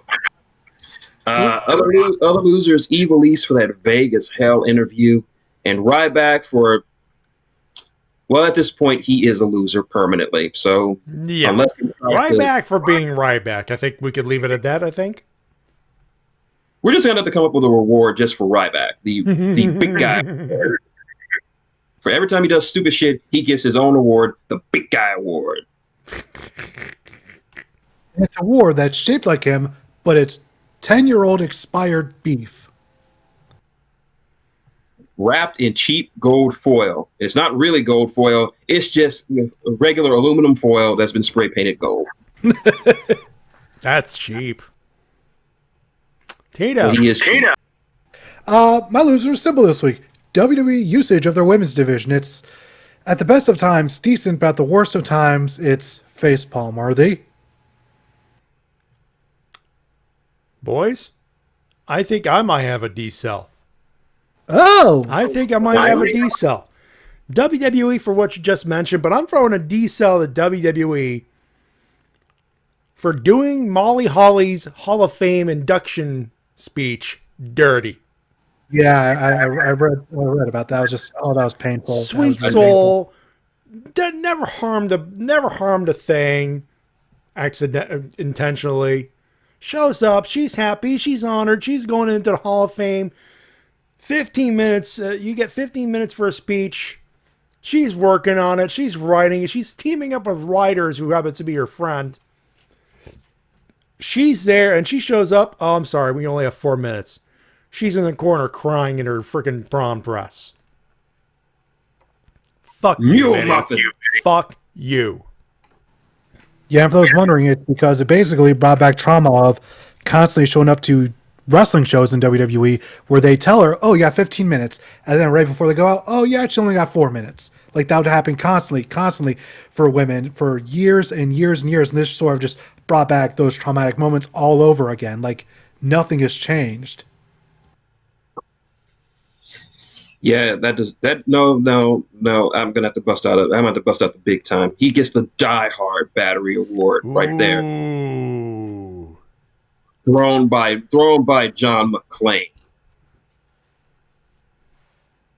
Yep, that seems about right. That is appropriate right there. And Drake Wirtz, the referee, in there, showing up, video and all, doing some anti-masker bullshit. And he's doing that in a town hall where the entire world, including the internet, can hear and see him crying about masks hiding people so they could do terrorist shit. And it should also noted that CM Punk got a pretty good dig at NXT when he said that his favorite faction down there was QAnon. That's a burn, by the way, folks. That is a boing. It is disappointing, and it got to the point where even Joey Janela, he said he got off the phone with him afterwards, and he said that he was so saddened by this current state of Drake Wirtz. He's like, what happened to you, man? And when Joey fucking Janela is done with your ass, that's when you hit rock bottom. I only got one button for Drake Wirtz. Put your motherfucking head back down, dummy! Simple as that. Let's do winners, boys. Oh, easy winners this week. Cameron Grimes and Eddie DiBiase's incoming feud. Dynamite for doing a lot of good shit. Great women's matches. Nice build, a great build up with that parlay for Blood and Guts. Can't wait for that. Nagata in a couple of weeks. That's going to tear the fucking house down. Impact for Rebellion being a good little show with a great ending. W. Morrissey, I'm praying for you, dude. I want to see you. I want to see you do better. I'm glad that you're back with your nice new finisher, the jack off power. No. Yes. Leave it with. God damn it. Okay. Context is for Rift Zone. All right. Powerbomb looks like a jackknife. Guess who decides to make it? Guess who decides to try to ruin W. Morrissey's career and Impact before it even starts? It's he wouldn't be he wasn't the first. He's not going to be the last. But and also ELP's debut next week. I don't know who he's going to be wrestling next week, but I am here for it because I love me some ELP. I think we're all going to be here for that. We're going to be watching that, and we're going to be goofing around, doing our usual shit, and then he shows up. All right, everybody, shut the fuck up. It's ELP. We don't riff on ELP. No, at least not. At least not next week. He's on the safe list for now. Yep, and those are all my winners. T-Dub. Well, I got some here. I got MLW for making it onto a relatively decent television network. Got Sammy Guevara for his trip to UFC. For those who don't know, watch Sammy's vlog where he detailed how he was trying to go to their show directly in Jacksonville, but his plane got grounded in Orlando, and he wasn't able to get any rental cars. Apparently, they were all out. So he put out a random tweet on Twitter, and a fan gave him a ride from Orlando to Jacksonville. Give that fan free tickets to AEW for a year. Goddamn right. Goddamn right. Yeah, it was pretty cool. And he was at the show with, I believe, Margot Stunt, Joey Janela, and Aubrey Edwards. And they had quite the reaction to the main event, which, after Matty and Shin described it to me last night, it sounded really gruesome. Well, no, the main event was a knockout. No, the what we described was the second match of the night. Chris Weidman. Google it, don't Google it, or Google it at your own risk. Google it, but don't use images. All I'm going to say is that leg went Sid Vicious. Yeah, Google it, but turn the images off. Yeah. Yeah, but apparently the main event was a bit of an upset, according to the reaction he gave. His reaction and Joe Rogan's. So I guess the things did not go the way they expected. Because apparently it was a knockout in the second round, if I'm correct.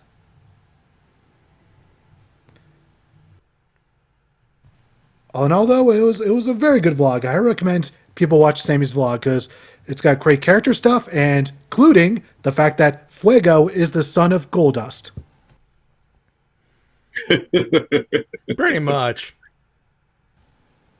I got nothing else to add there. You know? Yep, and also I'm going to give a winner to Retromania for making it onto so many consoles. This little indie game that could actually did. It was the original intent, of course. It just it took a little longer than they expected, obviously. Yeah, they ran into a lot of hurdles, but they conquered them all, and now it's out on so many systems. Love to see it. Love to see independent gaming success stories like this. And those are all my winners for this week. All right. For me, AEW, for obvious reasons. The parlay in particular was just excellent promos, of course. And W. Morrissey, because it looks like he's back on track to being a big deal. And that is not a bad thing. And that's pretty much it. That is all I got to say there. Let's plug some shit, boys. Time to stick this in the wall socket and let the power come on. Yepper. Yep. Time to plug my YouTube channel, Maxicorn, for all of your Warmer Horde needs. Just passed 1,100 subs. Woo! So everyone who's listening to this from it, thank you very much for for the support and the views. I need the money. And if you want to help support the channel, you already know patreon.com/Shintigercurl. PayPal, of course, I'm at Shintigercurl, easy enough. Or if you want to just support my creative endeavors, easy enough. Buy New World. It's still on Amazon, $7.99 digital, $17.99 paperback, 14 reviews, 4.5 stars. Certainly better than Twilight, better than Empress Teresa, better than anything Onision has ever done. Hey-o. So yeah, give me the hookup. Please, help a brother out. T-Dub. Of course, for me, I got a new video coming out tomorrow sometime. My review of Super Mario Odyssey. It's going to be on my YouTube channel sometime tomorrow, so be sure to subscribe so that way you know exactly when it goes live. But if you want to see any future videos before anyone else, just go to patreon.com/TWKReviews. That's patreon.com/TWKReviews. Looking forward to that review. He actually posted his thumbnail. Excuse me, I was looking for the word. He posted his thumbnail on Facebook. It's a beautiful thumbnail. So the video is going to be good too. I am sure of it. All right. I thought you were going to talk there. Nope, just confirming that I like the title card, man. I think it was a pretty decent job. Very good, very good. And of course, I am on Twitter at MattyJ316, at TWK Official, and of course at Shintigercurl for the rest of us. I'm on TikTok at MattyJWC. My tip jar, paypal.me/MattyJ316. Donations or optional, but always appreciated, and all that good stuff. We got merch, Discord in the Twitch chat and all that good stuff, in the Twitch description. Join us on the Discord. It's fun. We have fun in games. And we have everything you want. Hey, we even know the names. That being said, that's going to do it for us, ladies and gentlemen. Next week, Blood and Guts happens. Blood and guts. Blood and guts. Blood and guts. Should be a thing. Yeah, you tell me it's not going to be a thing. It's going to be a thing. What kind of thing? We shall find out. Until then, on behalf of my good buddies, Shintigercurl. W. Morrissey is going to jack off dudes in the ring for the rest of his career. Fuck. And TWK. Fear the jack off. Scott Demore, if you're by some dumb chance listening to this, I am so goddamn sorry. They started it. My name's Matty, reminding you to tell professional wrestling supports independent promotion as soon as possible. We'll talk to you next week, post Blood and or Guts. Probably even both. Have a good one, have a safe one. Good night, everybody. Bye, everybody. Bye.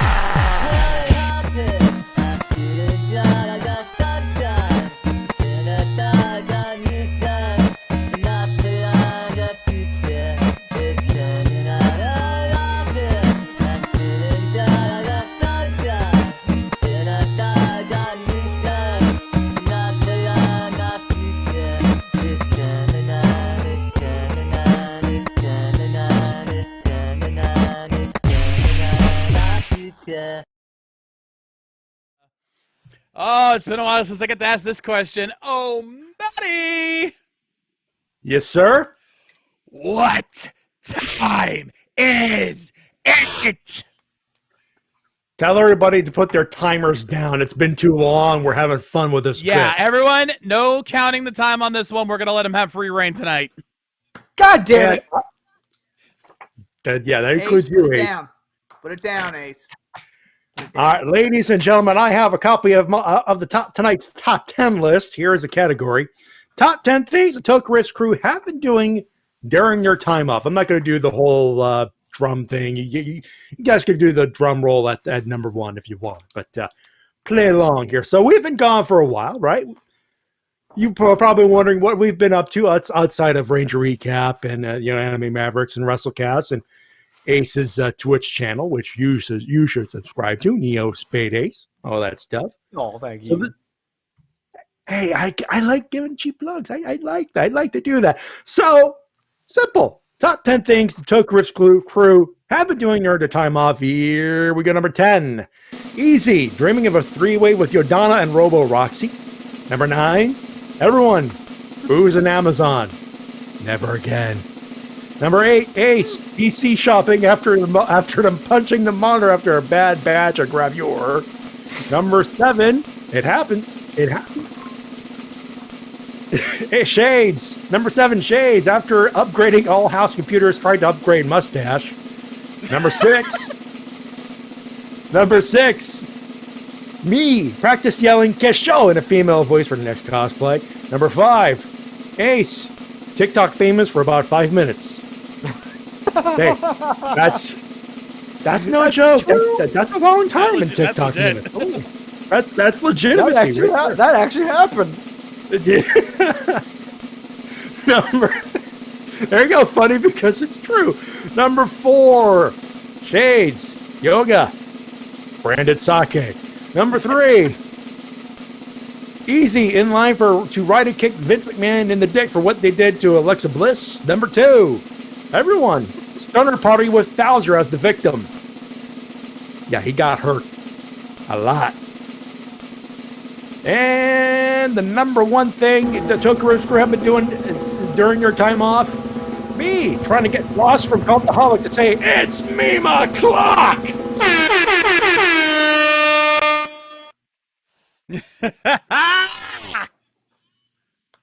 God, we just went on a journey. Yes, we did. Matty, I tip thine hat to thee. That was hilarious. I wish I was still on Dopon memory so I could have appreciated that better.